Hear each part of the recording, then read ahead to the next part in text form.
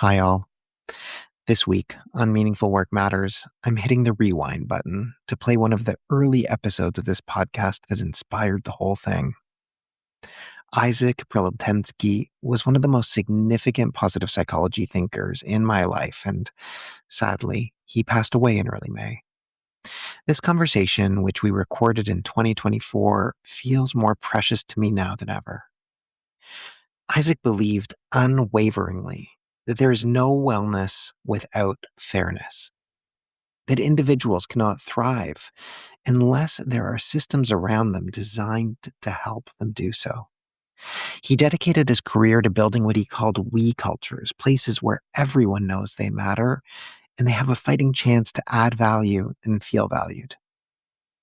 Thank you, Isaac, for helping to shape this field and so many of us who aspire to honor your legacy through our work.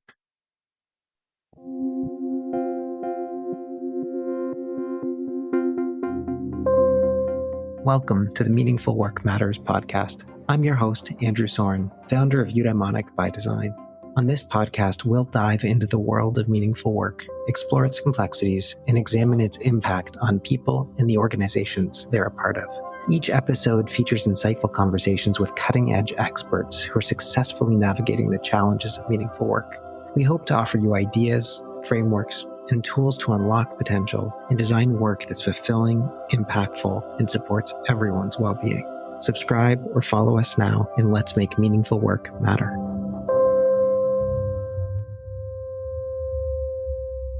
Isaac Prilleltensky, thank you so much for joining us on the podcast today. I'm thrilled to have you here, and we're going to get right into it. But before we do, maybe you can just take a moment to introduce yourself.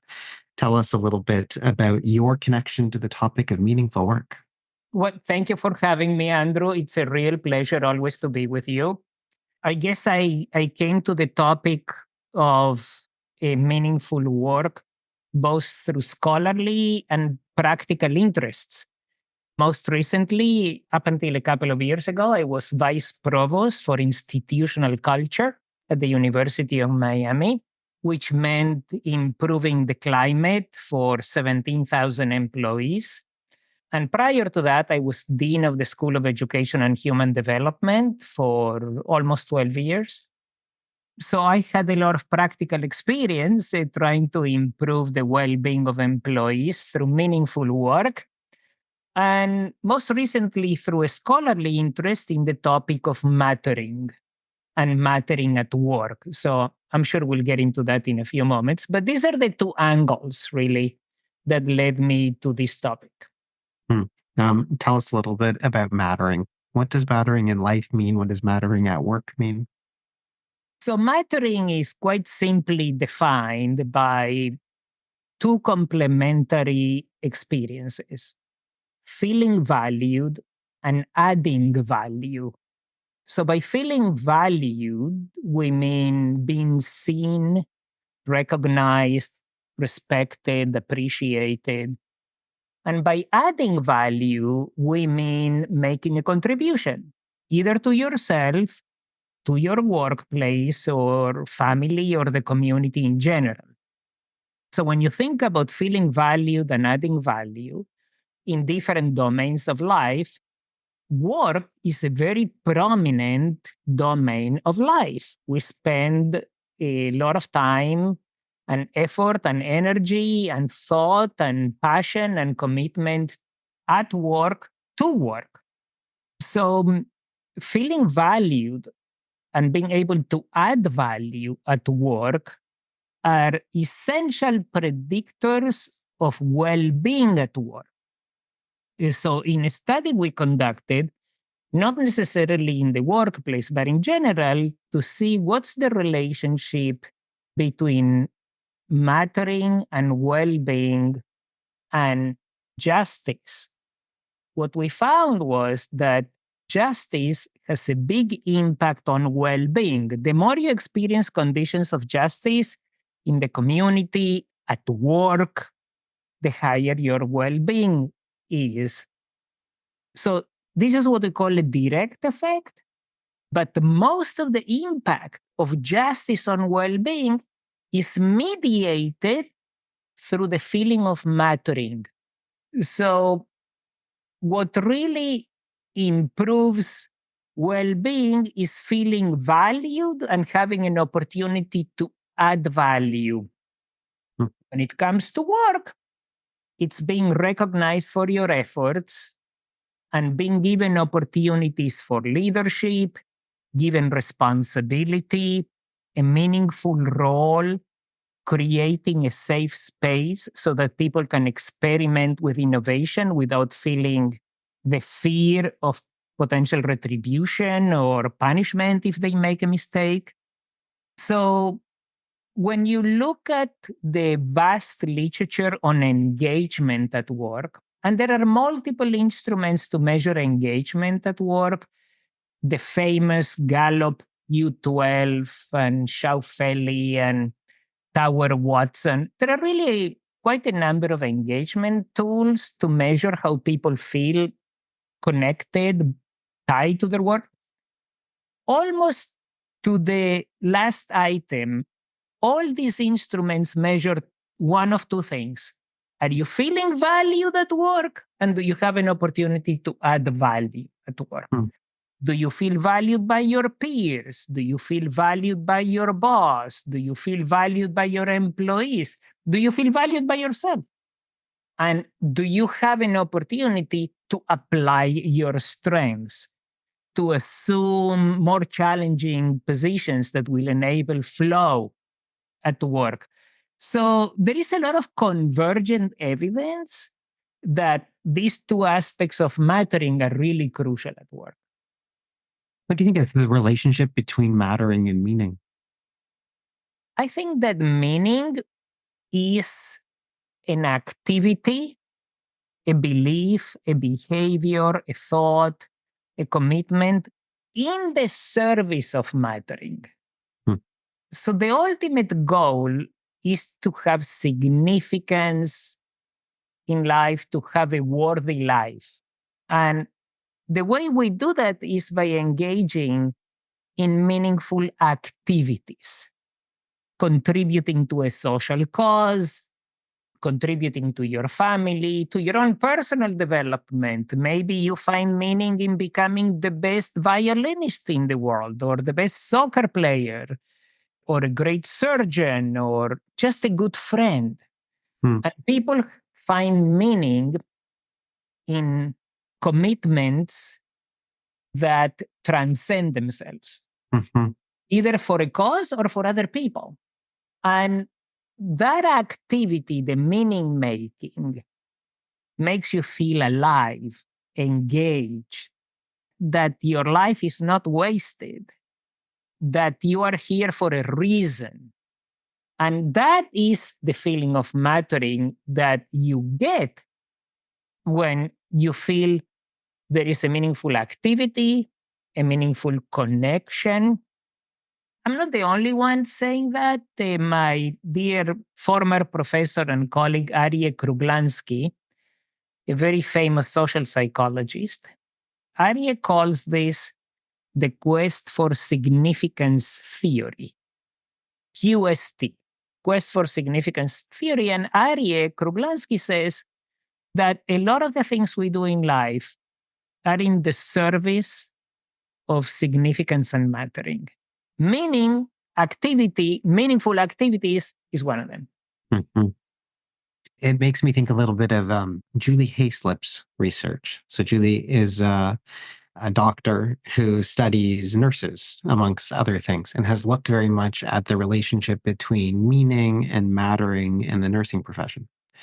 And one of the things that she has discovered, her shorthand, is that nurses, by and large, come into the profession because it's deeply meaningful. Their significance, the work itself seems very important and worthwhile.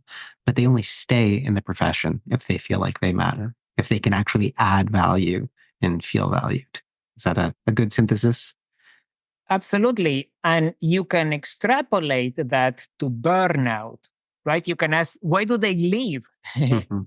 And teachers, nurses, doctors, and employees in many sectors, the reason they quit is not necessarily because the pay is not great or the benefits are not great, but because they feel neglected, forgotten, dismissed, Mhm. devalued. That is the primary reason people quit. So you can look at why do they stay? They stay because they matter. Why do they quit? They quit when they feel that they have stopped feeling valued and having an opportunity to add value. When you have Mhm. somebody breathing down your neck and constraining your degrees of freedom at work, so you feel like I have no room for creativity here. All I'm doing is just following orders. So you are constrained. And when you are constrained, you become despondent and you eventually quit. And in the teaching profession, which I know when I was dean of school of education, I studied this topic a lot. Why do teachers quit? And that is one of the main reasons. Mhm. I have all sorts of questions for you that maybe we'll get to in a bit in terms of, practical things that people can do to make sure that people feel like they matter. But I want to go back to something else that you talked about before. There's a statement that you sometimes make that I think is possibly one of the most profound statements in the field of positive psychology and community psychology that has truly impacted me, that has made it matters a great deal to me. And that statement is there's no wellness without fairness. What does that mean? And how does that relate to this topic of mattering at work? So if you think about wellness as comprehensive well-being, I define wellness as a multi-dimensional construct. And different people have different components for wellness. There is PERMA from Seligman, and Inspire by Tal Ben Shahar, and there is the Reeves components, which you know very well, autonomy, mastery, self-determination. There are various theories in my mind. We developed a theory called I COPE, which stands for interpersonal, community, occupational, physical, psychological, and economic well-being. So what do I think this I COPE theory adds to the existing literature? I think it adds context. So well-being for me is not just intra-psychic, but also extra-psychic. It has to do with community, occupation, relationships, economics, etc. So I was trying to bring more context to the definition of wellness and well-being. Mhm. So the moment you think about work, economics, relationships, community, it's all about relationships. Working relationships, community relationships, social relationships. And those relationships can be experienced as fair or unfair. They can be experienced as just and respectful, and you feel like you're being treated with dignity, that your psychological DUE, what you deserve psychologically is being respected Mm. as a human being. So when interpersonal, community, economic domains of life, when you feel, oh, there is justice in these domains of life, your well-being goes up. And when there is no justice, when there is no economic justice, when there is no occupational justice, when there is no community justice because there is discrimination against gays and lesbians, against people with disabilities, against people from other races and ethnicities, then you don't experience justice in the community and your well being will go down. Mm. So we can try as hard as we want to promote wellness without fairness, but it will only help a few privileged people. Mhm. Those who have the privilege to ignore societal negative, detrimental circumstances. So, in other words, wellness without fairness is a privilege of the few. But if you think about social wellness, then you really have to pay attention Hmm. to conditions of fairness. And to tie it back to mattering, as I was saying a few minutes ago, you can think of justice as a condition. So, are conditions of fairness prevalent at work or in society? Yes or no? To what degree? It's a condition. But then that condition is going to lead to a phenomenological experience, the felt experience of justice. What is that? Mattering. So it's the answer is, how does it feel like to be in just, fair, respectful, dignity building relationships? What does it feel like? Feeling valued and adding value. Mhm. So there is a lot of converging evidence, starting with attachment theory. When you think about what does a baby want, expect, wishes from the world? To feel valued, to be cared for. What do we want in relationships with our partners, with our co-workers? We want to be treated with dignity. And I go back to the psychological do. You know, in justice, we talk to each his or her due, to each their Mhm. due, DUE, what they Mhm. deserve. So it turns out that justice can be an abstract concept. You know, oh yeah, what's procedural justice, distributive justice? These can be philosophical principles that guide policy. Mhm. But the psychological experience is very much felt in your bones. And that's what leads to well being. These ideas are so important and they're also so challenging. One of the things, a data point that I think really supports what you were describing. I was recently listening to Shige Oishi, who is a wonderful well-being researcher who studies not, amongst many other things, has studied the relationship between how much money I make every year and how much well-being I might have. There's been huge amounts of debate over the years about this question. There was a very famous study at a certain point along the way that basically said, if you earn above a certain amount, that amount, I think at the time was about $75,000 a year in the US. If you earn above $75,000, the amount of increased money that you make doesn't necessarily have a great deal of relationship to your well-being. And that number has increased over the years. I think right now it's about $125,000 in the US. But there's been tremendous amount of controversy around this particular idea in the literature. Some people finding great amount of evidence for that, and some people finding no evidence for that. And what Shige has recently discovered is that if you plot the Gini coefficient of a country at a specific period of time and look at that relationship, you can see whether or not the amount of income inequality in a country is directly related to that belief that after a certain amount of money, there is less significance to the amount of money that you're earning relative to your well-being. And so this notion that the greater the amount of inequality, the more likely that you are going to be greatly affected by the amount of money you're making if you are poor versus if you are rich, versus in societies where there is very little income inequality, and in that situation it matters a whole lot less. I say all of that because I think about the fact that at least in giant corporations right now, the income disparity between those in positions of power and leadership in organizations and the median employee, the average worker, is huge. I mean, in some cases, it's 670 to 1.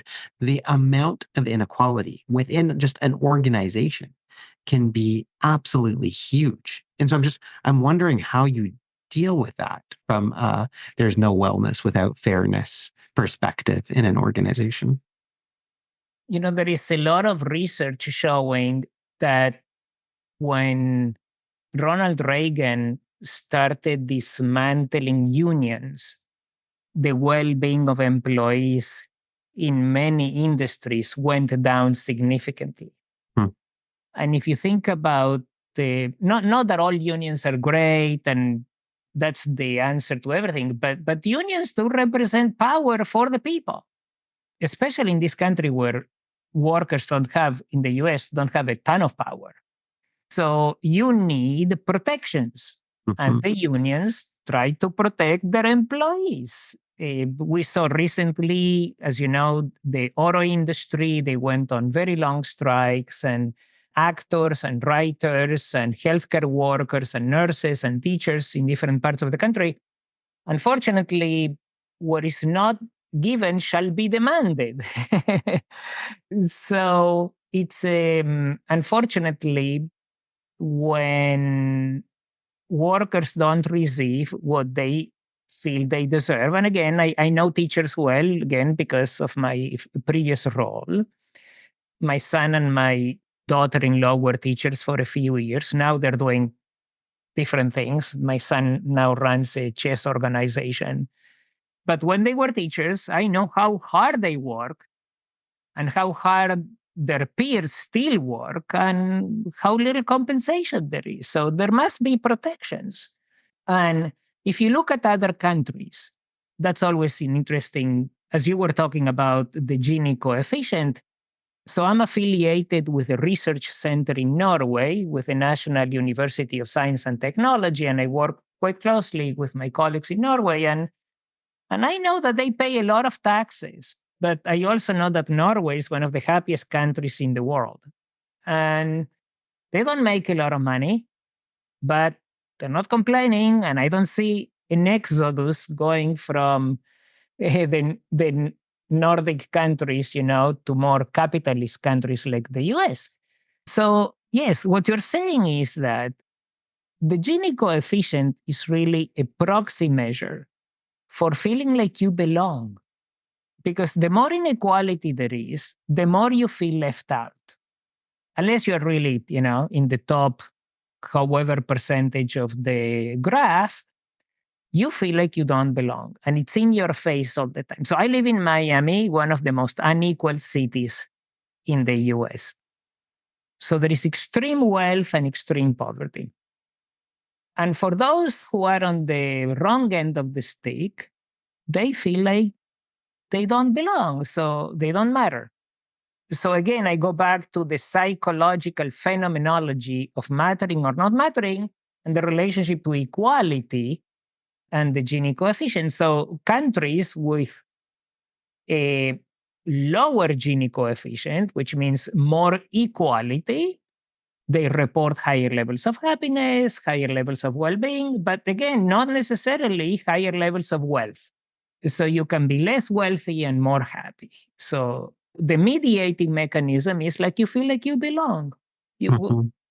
I have an interesting anecdote. When I was in Norway many years ago, I was talking to a former psychiatric patient in recovery, and she was appalled that the Minister of Health was making, I think at the time it was like twice as much as she was making on a state pension. And she was appalled that a minister would be making twice as much as she was making on a state pension. And that goes to show you the level of commitment to equality, which is really admirable. Yeah, and I could give you many more stories about Argentina, which is really unfortunately not in a good shape, which is where I was born. And I could give you examples of Australia and Canada, where I lived many years. I could give you examples of the US and Norway. But the bottom line is when there is more justice, there is more happiness. One of the things that I think is so important about what we're talking about is that the reality is that meaning and mattering at work is a complex thing, right? It's so easy for us as practitioners to think that the way in which we intervene is just at the individual level with an individual intervention. Help someone find more meaning in their work, and that's all you need to do. And so much of the research says there's a lot of complexity here. Yes, of course, the individual matters, but so does the way that their jobs are designed. And so does the way that they fit within an organizational context. So does what the values of that organization are, the policies of that organization, the way that leadership is exercised in that organization. But even beyond that, that organization fits into a broader system, a broader societal context.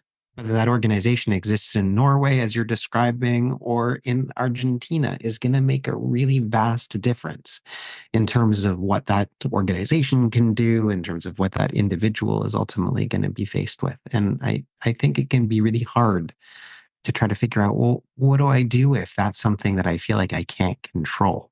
I can't control anything about the society that I'm part of. What thoughts do you have about that feeling? On one hand, you are correct that there are many external forces to any organization that are really shaking and shaping your organization. But on the other hand, people still have a lot of control of what happens within the organization. I think about Barry Wehmiller and Bob Chapman and what he did to create really an industrial complex based on mattering. Everybody Matters. That's the title of his The book. book.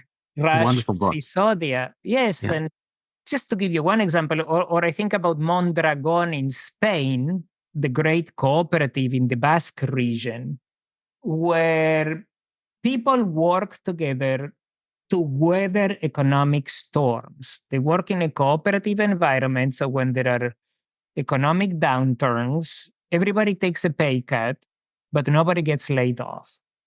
And there are many stories like that. Hmm. So I'm not asking managers, bosses to be heroic. I'm not asking superhuman behavior. No, really, I think this is within our reach. And if you just did a thought experiment and you asked employees in any company, what's really important to you? So, what are they going to tell you? They're going to tell you, well, benefits are important, pay is important, respect is important, relationships are important, creativity, psychological safety. So, they can give you a list of, I don't know, 6 to 8 things. If you do a qualitative analysis, you could probably shrink it to like 5 to 7 areas, right? That are really important for people at work. And then you ask yourself, okay, I'm the boss here. What can I do to create more fairness and more wellness and more mattering in all these domains of life? And sometimes it's as simple as starting with values clarification. Hmm. Sometimes people don't know what values lead their organization. So, again, if you ask a random group of employees, many of them will say, well, I want to be treated with respect. I want to have a say over what happens in my job. Once in a while, I want to take a leadership role. Or when I do something good, I want to be able to be told, hey, good for you, Andrew. So people will give you, that's data. And then you can ask yourself, okay, so what can I do to make more of it? It's some of it is hard, some of it it's not so hard. Mm-hmm. So in our book, How People Matter, we have a couple of chapters on work and very concrete strategies on how to reward people, how to provide recognition to employees. For example, employees like public recognition. Employees like to be celebrated. And there is a whole list of criteria what makes for good recognition Mm-hmm. and what makes for good teamwork. So there are very concrete things you can do to improve your value added. So, for example, in teams, we know this from work at MIT and Case Western and even Google with their Aristotle project. What leads for effective teamwork? First of all, high proportion of women in the team and very good interpersonal skills and the ability to share the microphone with your teammates. These are things you can do because when people exhibit more emotional intelligence, your peers feel valued. When they feel valued, they feel more creative. They don't have to defend themselves, like always be kind of covering your ass. Oh, what if I say the wrong things? So when you are free of these intrusions, psychological intrusions into your space, you are much more creative. So this is the broaden and build theory. So in short, there are a lot of things that can be done to create more value in your team, to pay more attention to your employees so they feel valued. And yes, to think about restructuring compensation in ways that people feel really honored and appreciated for their work. So I understand what you're saying about many external forces, but let's not undermine our own agency within the workplace and just say, oh, I have a board or all these economic trends. There's nothing I can do. I don't think that's true. Hmm.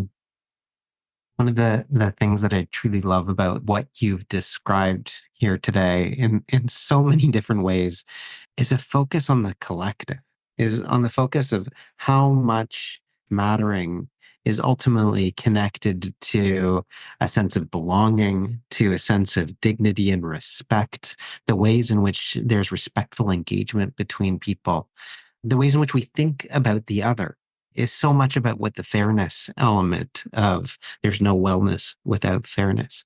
You sometimes talk about the difference between me cultures and we cultures in organizations. And you've made it so clear today how we cultures are really the foundation of what mattering is all about, which is interesting because I think that for many people, meaning can sometimes be very me oriented. What's meaningful for me? What's my personal significance? What makes work worthwhile for me? There's often a pro-social element to it, but it's still very me focused. There's so much of the mattering context you've talked about today that's very we focused. Do you have anything more to say about that? Yes. Going back to the values that should guide our behavior at work, a lot of people see work as a vehicle to their own advancement. So if I define the me culture for your listeners, so what's a me culture? The me culture is driven by the following precept. I have the right to feel valued so that I can be happy. So the emphasis is on I have the right to feel valued so that I can be happy. These are the four key elements. I, right, value, happy. What's a we culture? So a we culture says, alternatively, we all have a right and responsibility Hmm. to feel valued and add value to self and others so that we can all experience not just happiness and wellness, but also fairness. So all of a sudden, it's not just anymore about my right to be happy, but it's also rights and responsibilities. It's not just about feeling valued, but also about adding value, not just to myself, but also to others. And it's not just anymore about only happiness, but also about fairness. Mm-hmm. So when you think about work, are you a manager that only looks for your next big job? Or are you managing up? Are you managing externally to polish your resume? Or are you really working on behalf of your people? Do you have a commitment to the we, like Bob Chapman does? And many others, like he especially talks about mattering. That's why I talk about him, but there are so many others.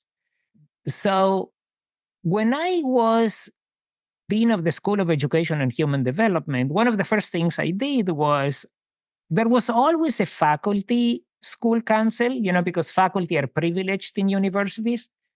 There was never a staff council. Hmm. So I created a staff council. And I would meet once a month with all my staff to talk about what are the issues, what are their concerns. And it was huge for them because nobody before really wanted to learn what they worry about, what they are concerned about. And when I was vice provost for institutional culture, one of the most rewarding things I did, we ran workshops on feeling valued, adding value, culture of belonging. And I used to ask employees at the university, from surgeons and scientists to carpenters and gardeners, tell me, how do you add value to the university? And you could see their grin, and you could see their smiles, and you could see their moment in the sun. It's like, oh, nobody asked me this before. Thank you for asking. So there are many things that can be done to not just put the light on you, but put the light on other people. Give them a chance to speak. Give them a chance to shine. You as the asker, you will be rewarded tenfold by the recognition you will get for giving recognition to other people. Isaac, I feel like I could probably talk to you all day about these topics, possibly all week. But for the sake of this podcast, if there was one question that I should have asked you about mattering at work that I haven't, what would it be? Maybe what is the one thing you can do tomorrow when you go back to work for you to feel like you matter and to help others feel like they matter? What would you say? By giving other people the gift of your time and listening so that they can feel seen and heard. Speak briefly just to ask a few open-ended questions and ask non-judgmental questions, ask curious questions, and really invest time in learning about your colleagues. And they will feel appreciated and respected and valued. And in return, you will feel rewarded by asking these questions. Isaac, thank you so much for joining us on this podcast and for helping us make meaningful work and mattering matter. Thank you so much. Thank you for the opportunity, Andrew, and thank you for your great work. Thank you for joining us for another episode of Meaningful Work Matters. If you haven't already done so, be sure to subscribe to our podcast on your favorite platform. And if this episode resonated with you, please take a moment to leave us a review. Your feedback helps us make this podcast better and reach more listeners. You can connect with me, Andrew Soren, on LinkedIn, or visit www.eubd.ca to learn more about Eudaimonic by Design. Finally, if what you heard today spoke to you, tell your colleagues and people in your community about our podcast. We really appreciate your support in making meaningful work matter. See you next time.